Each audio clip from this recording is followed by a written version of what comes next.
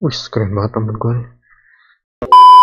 Oke, kembali lagi bersama gua Ragnar. Apa kabar kalian semuanya? Masih pada sehat kan? Di zaman corona ini ya, lagi pada zaman-zamannya pada pakai masker. Ini adalah masker anti iblis ya. Nah, jadi di video kali ini gua bakal nyeritain tentang kasta-kasta yang berada di Jepang ya, pada zaman samurainya. Nah, jadi langsung aja kita ke pokok pembicaraannya kali ini, oke?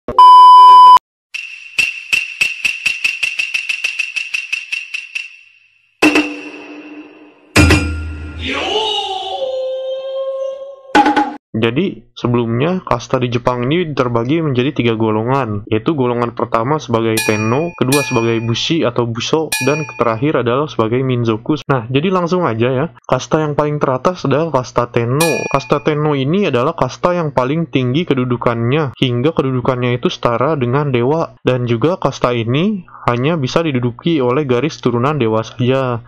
Nah, awal dari garis keturunan Tenno pertama yaitu kan Kaisar Jimmu. Buat yang gak tahu Kaisar Jimmu siapa, boleh nih lihat di video gua, oke? Nah, dan hingga sampai saat ini keturunan Tenno pertama yaitu Kaisar Jimmu. Dan hingga sampai saat ini keturunannya yang menjabat sebagai Tenno adalah Tenno Heka atau Kaisar Naruhito ya. Posisi Tenno adalah hak paten keturunan bagi titisan dewa saja nih. Lalu di bawah posisi Tenno, siapapun yang tinggal di tanah Jepang ini wajib tunduk kepadanya dan menyembah padanya, karena dia itu setara dengan dewa ya, yang membuat pulau Jepang ini. Dan selanjutnya di bawah Tenno sedikit itu adalah Kizoku ya, penasehat Tenno atau bangsawan pengadilan nih. Nah, di dalam Kizoku itu tingkatnya itu ada dua, ada Seso dan Kampaku. Tugas mereka bisa dibilang harus bisa serbaguna dan mereka lebih condong untuk menjadi penasehat. Nah, susah buat dijelasin sih, tapi kalau dikatain secara kasarnya itu dia harus bisa jadi wakil presiden, menteri, gubernur, bupati dalam satu jabatan nih, karena susah banget. Dan juga katanya ini jarang ada yang menduduki posisi Kizoku tersebut. Nah, ada juga beberapa Tenno yang didampingi posisi itu. Dan bagi seorang yang pernah menjadi Kampaku, dia akan diberi gelar kehormatan yaitu Taiko. Nah, langsung aja kita loncat ke kasta selanjutnya nih, kasta nomor 2 yaitu kasta Bushi atau Busho ya, atau militer ya di sini. Di dalam kasta Bushi dibagi menjadi 4 tingkatan ya. Tingkatan paling pertama dari kasta Bushi yaitu Shogun. Shogun ini dalam kata kasarnya itu berperan seperti Perdana Menteri, Raja, Presiden, sekaligus Jenderal tertinggi dalam persatuan Jepang pada masanya ya. Posisi ini adalah posisi tertinggi dalam kasta Bushi ya. Misi seorang Shogun adalah mensejahterakan negara Jepang dan melindungi Kaisar atau Tenno. Akan tetapi nih ya, Shogun bukanlah penguasa yang sesungguhnya. Kekuasaan tertinggi tetap berada di Kaisar atau Tenno. Seseorang bisa mendapatkan gelar shogun apabila dapat mempersatukan negara Jepang dan menjaga perdamaiannya ya. Nah, pejabat shogun juga hanya bisa, pejabat shogun juga hanya bisa diangkat dengan perintah Kaisar Tenno saja. Dan secara resmi, shogun ini diperintah dari istana Kaisar aja ya, nggak mau dengerin dari perintah dari yang lain-lainnya. Nah, selanjutnya di posisi kedua di kasta Bushi atau Busho ini adalah Daimyo ya. Nah, Daimyo ini adalah seorang bangsawan dan pemimpin dari suatu klan. Dia harus memperjuangkan nama baik dan keturunannya. Nah, jika Shogun harus mensejahterakan Jepang, tugas Daimyo itu harus mensejahterakan klannya. Nah, Daimyo pun tidaklah turun ke medan pertempuran, melainkan lebih berpolitik, bernegosiasi untuk mensejahterakan klannya. Para daimyo berlomba-lomba nih untuk memperebutkan wilayah dan mendapatkan gelar shogun ke depannya. Nah, selanjutnya di posisi ketiga dalam kasta Bushi adalah samurai nih, kesukaan kalian nih. Nah, langsung aja, samurai itu adalah prajurit militer ya. Tugas seorang samurai ini adalah bertempur di medan perang untuk daimyo dan nama baik keluarganya atau klannya ya. Menjadi prajurit samurai itu tidaklah mudah loh.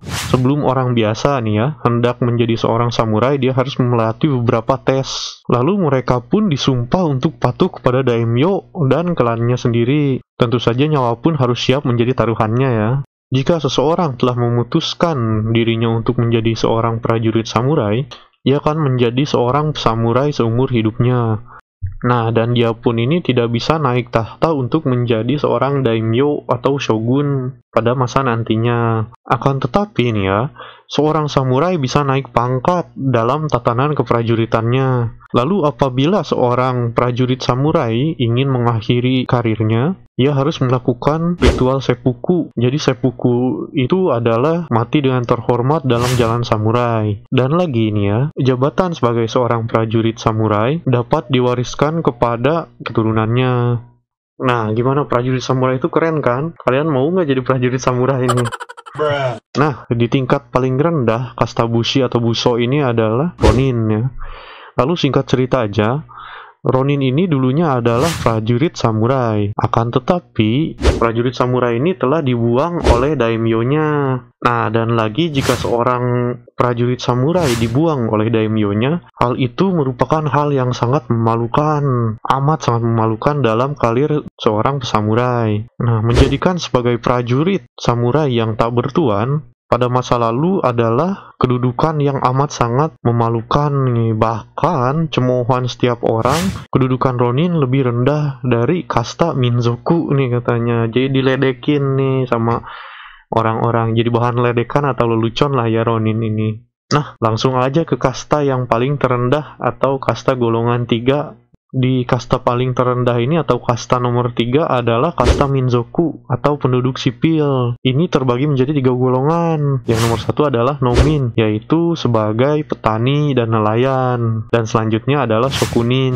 Shokunin itu terdiri dari pengrajin, pematri, dan pembuatan hal-hal lainnya ya. Dan golongan terendah dari kasta minzoku adalah seorang shonin yang terdiri dari seorang pedagang, sales, dan juga vendor yang lain-lainnya gitu ya. Nah, dari kasta minzoku atau penduduk sipil ini, mereka dapat naik ke kasta bushi. Entah mau menjadi samurai atau menjadi daimyo, sekalipun bisa. Asalkan mereka itu memiliki keterampilan dan memiliki cukup uang ya. Nah, lalu sampai sini aja video gue kali ini tentang kasta dari zaman feudal Jepang ya. Nah, semoga pengetahuan dari video ini dapat bermanfaat buat kalian. Dan ingat ya, ini masih pengetahuan paling dasar. Nah, untuk selanjutnya gue bakal ngejelasin lebih detail lagi di video selanjutnya. Maka dari itu buat kalian yang udah nonton video ini sampai selesai, buruan subscribe dan nyalain lonceng notifikasinya supaya kalian gak ketinggalan video gue selanjutnya tentang kasta ini lebih mendetailnya. Dan bakal banyak lagi video-video gue tentang mitologi Jepang ke depannya, oke? Dan juga bila kalian sudah mendapatkan pengetahuan baru dari video ini, pencet tombol like-nya.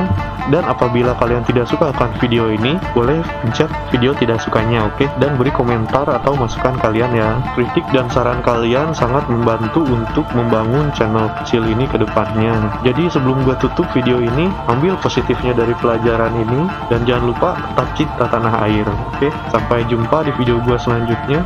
Bye-bye.